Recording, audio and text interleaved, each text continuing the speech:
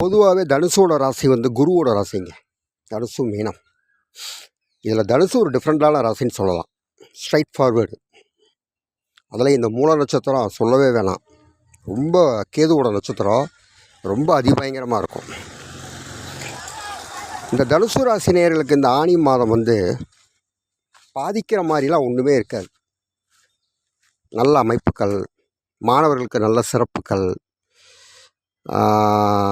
கொடுக்கல் வாங்கல நல்ல ஒரு திருப்தி, மேலதிகாரியுடைய ஆலோசனை, அவங்களே வந்து விரும்பி தேர்ந்தெடுக்கிறது, இந்த மாதிரி தன்மைகள்லாம் தொடர்ந்து கொண்டு தான் இருக்கும். ஆனால் இப்போ தற்சமயம் ஒரு 20 நாளாக கொஞ்சம் சுமாராக இருக்குது. அது பாதிக்கிற மாதிரி இருக்காது.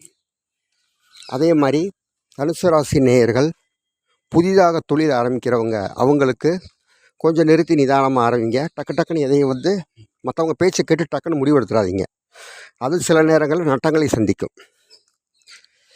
அதற்கடுத்தாற்போல் வெளிநாடுகளில் படிப்புக்காக காத்திருக்கும் மாணவ மாணவியர்களுக்கு நல்ல ஒரு வரப்பிரசாதமாக அமையும். கொஞ்சம் விரும்பிய இடங்கள் இதெல்லாம் ஈஸியாக கிடைக்கவும் வாய்ப்பு இருக்குது. மேலதிகாரியுடைய ஆலோசனை நல்லா கிடைக்கும். அதே மாதிரி விவசாயத்தில் ஈடுபட்டிருப்பவர்கள் விவசாயத்தில் நல்ல மகசூல் காண்பார்கள். அவர்களுக்கு எந்த விதமான தடையும் இருக்காது. எலக்ட்ரானிக் சம்மந்தப்பட்ட பொருள் வியாபாரம் பார்க்குறவங்களுக்கும் நல்ல ஒரு தன்மை இருக்கும். இந்த வண்டி வாகனங்கள் இதில் மட்டும் கொஞ்சம் போகும்போது போக்குவரத்தாக இருக்கணும். கணவன் மனைவி இடையே உள்ள உறவு நன்றாக இருக்கும். ஒன்றும் பயப்பட வேணாம். வரன் பார்த்து காத்து கொண்டிருப்பவர்களுக்கு ஆனி மாதத்தில் ஏற்கனவே வரன் அமைஞ்சிருக்கும். ஒரு சிலருக்கு நிச்சயதார்த்தம் வரைக்கும் வந்து கல்யாண தேதி தள்ளி போயிருக்கும். இல்லைன்னா ஒரு சிலருக்கு ஜாதகம் பார்த்துட்டு பதில் சொல்லாமல் இருப்பாங்க. நான் முன்னாடியே சொன்ன மாதிரி இந்த கல்யாண மேட்ரு மட்டும் ஜாதகத்தை பார்த்தா தான் தெரியும், பார்க்காம தெரியாது.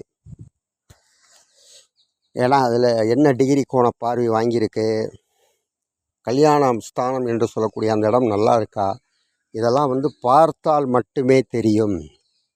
கோச்சார பலனுக்கும் கல்யாண அமைப்புகளுக்கும் உள்ள அமைப்பு வந்து எடுபடாது. ஒரு சிலருக்கு நடக்கும் அப்படின்னா அவங்களுக்கு தசா புத்தி அந்தரம் டிகிரி கோண பார்வை நல்லா இருக்கும், அதனால் நடந்திருக்கும். ஒரு சிலருக்கு நடக்காது அப்படின்னா கோச்சாரம் நல்லா இருக்கும், ஆனால் ஜாதகத்தில் டிகிரி கோண பார்வை ஸ்தான பலம் இதெல்லாம் கெட்டு போயிருக்கும். அதுக்குத்தான் ஒவ்வொருத்தவங்களுடைய நோட்டை பார்த்தா மட்டும்தான் தெரியும், அது பார்க்காம தெரியாது.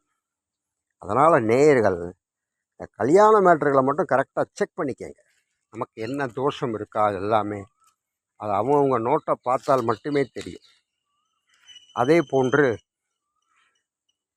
ஏற்கனவே தொழிலில் அரசு சம்பந்தப்பட்ட துறைகளில் இருப்பவர்களுக்கு நல்ல ஒரு ஏற்றமான சூழ்நிலையே திகழும்.